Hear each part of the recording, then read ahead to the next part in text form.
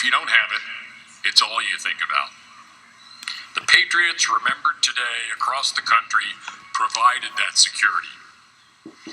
And so today do the millions of service members, soldiers, sailors, airmen, Marines, Coast Guardsmen, active duty, Guard, Reserve, provide that security. They're part of a long heritage of patriots who fought in places like Lexington and Concord, Gettysburg and Midway, Chosin and Khe Sanh, and more recently Fallujah and Helmand. On Memorial Day, we especially remember those who gave their lives in this noblest of callings. And to our Gold Star families, you honor us with your presence. We know we lack the words to do justice to what you feel on this day. We can never fully know. But we do know what your sacrifice means to us, to this nation, and to a world that still depends so much on American men and women in uniform for its security. For all, Memorial Day in America is a line across the times, a line that connects yesterday with today and tomorrow, that we're here today, and that remembrances like this are underway across this shining land isn't lost on the kids who serve today. I hear this all the time. They know what it means, but it means that they too are doing the noblest of things, providing security so that Americans can get up in the morning, dress their kids, kiss them off to school, go to work, dream their dreams, live lives that are full. They know it means that for all its variety, America is one in its support for them. And they know that not one of them, not one, ever, will be left behind. That every effort will be made to bring them home, no matter how long it takes. They can see that too today on Memorial Day. The line comes to them. Now, those who serve today do so in a world that has its challenges and foes for America, which our strength will counter and defeat. Of that we can be certain. But it's also a world of bright opportunities that we'll grab hold of for them and their children. We can be certain of our strength, of our success, and of our hope, because our troops today make up the finest fighting force the world has ever known. A force of this caliber demands great leaders, and there's no doubt that they have one in the Commander-in-Chief. I see firsthand how clearly he understands the challenges we face and the obligations we must meet to keep our nation safe and make a better world. Above all, I witness the unending concern he has for our men and women in uniform and their families, their safety, their dignity, their welfare, and the boundless care with which he makes decisions that put them in harm's way. For this, and for much more, I'm tremendously proud to serve as his Secretary of Defense. Please welcome the 44th President of the United States, Barack Obama.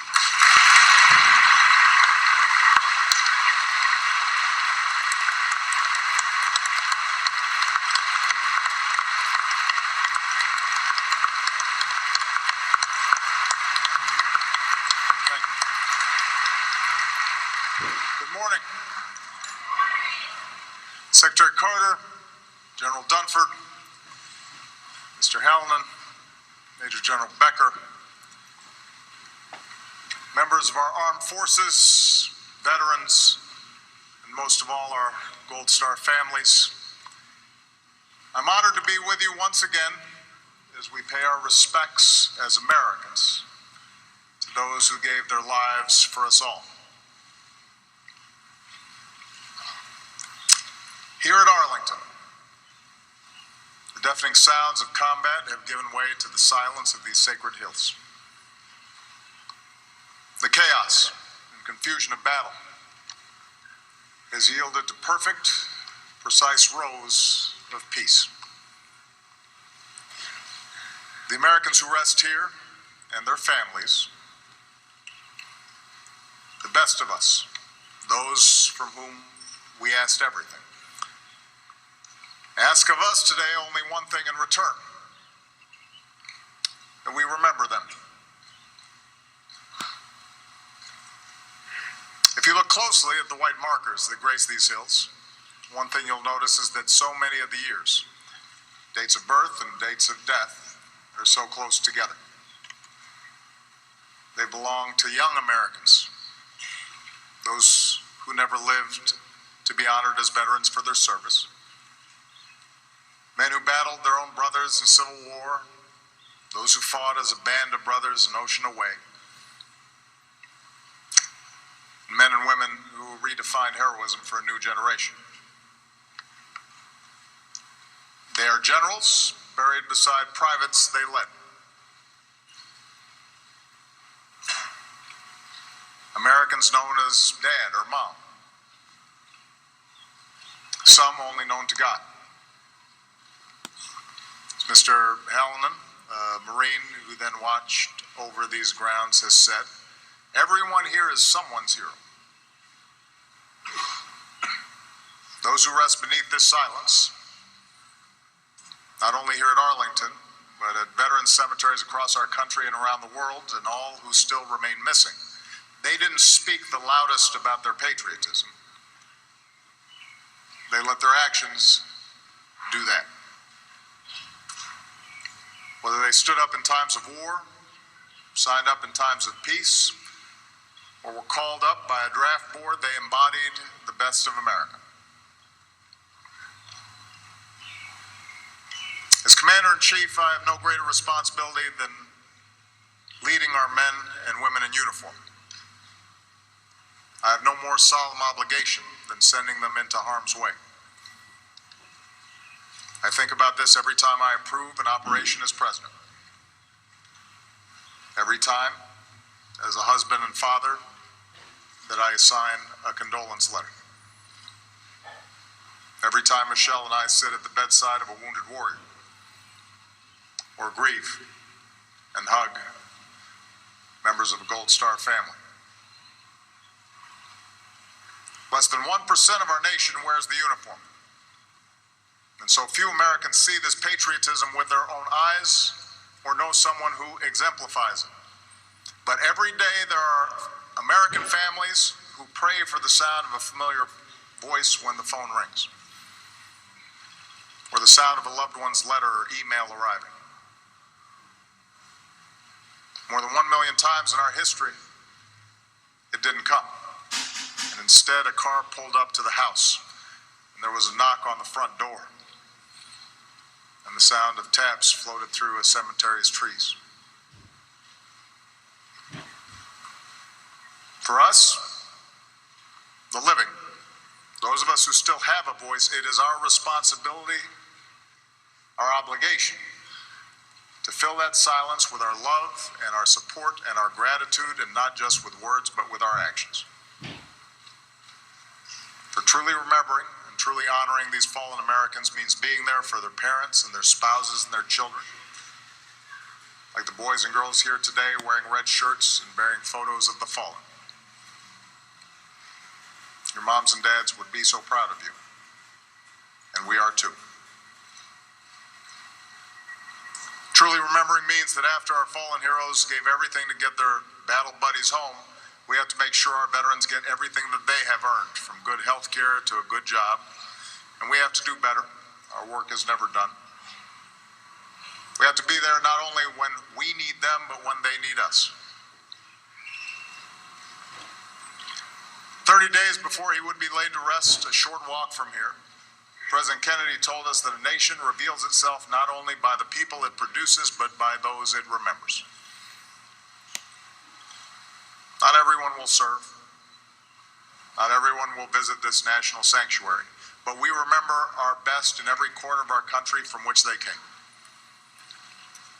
We remember them by teaching our children at schools with fallen heroes' names, like Dory Miller Elementary in San Antonio, or being good neighbors in communities named after great generals like McPherson, Kansas, or when we walk down First Sergeant Bobby Mendez Way in Brooklyn, or drive across the Hoover Dam on a bridge that bears Pat Tillman's name.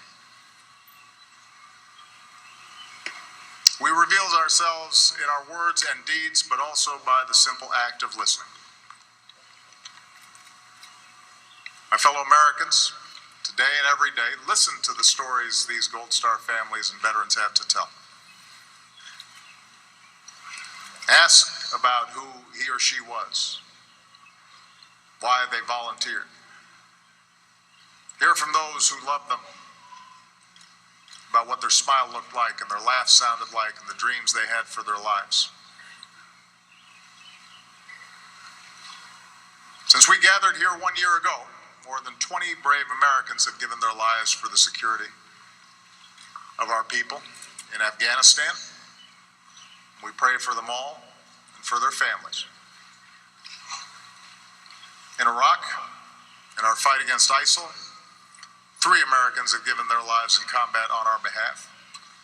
Today I ask you to remember their stories as well.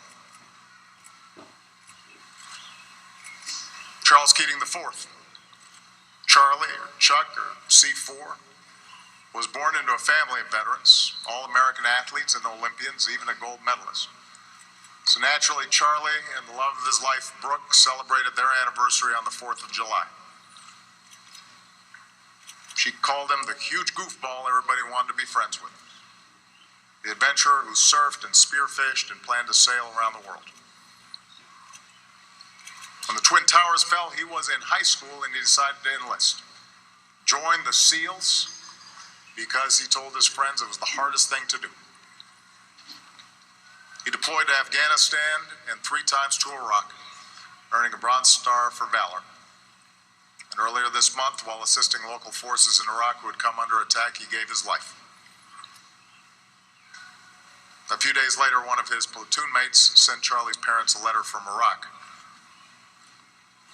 Please tell everyone Chuck saved a lot of lives today, it said. He left us with that big signature smile on his handsome face as always. Chuck was full of aloha, but was also a ferocious warrior.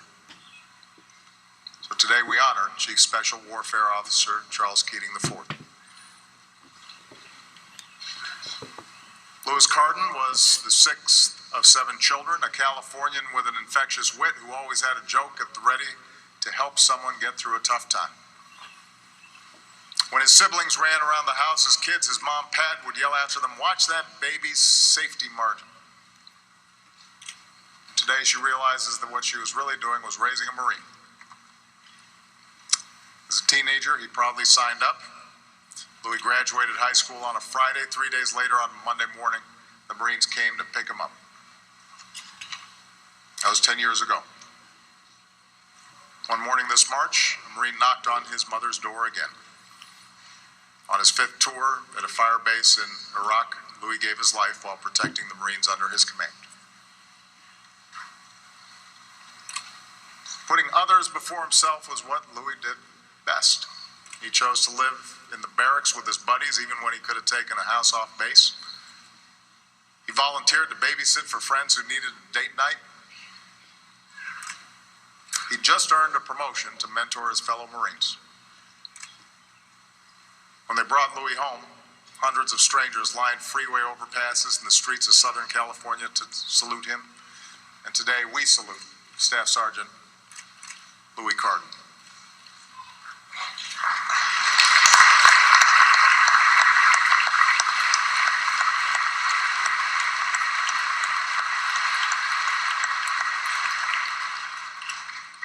Joshua Wheeler's sister says he was exactly what was right about this world.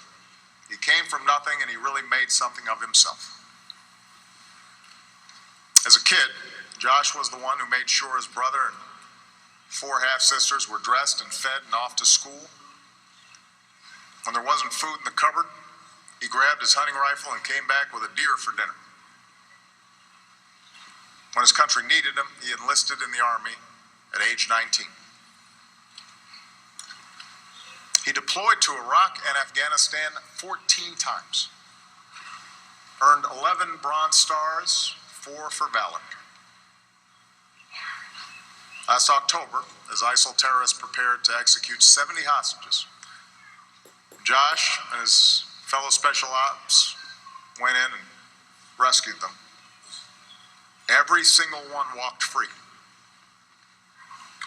We were already dead, one of the hostages said. Then God sent us a force from the sky. That force was the U.S. Army, including Josh Wheeler. Josh was the doting dad who wrote notes to his kids in the stacks of books he read. Flying home last summer to be with his wife Ashley, who was about to give birth, he scribbled one note in the novel he was reading, just to tell his unborn son he was on his way. Ashley Wheeler is with us here today, holding their 10-month-old son, David.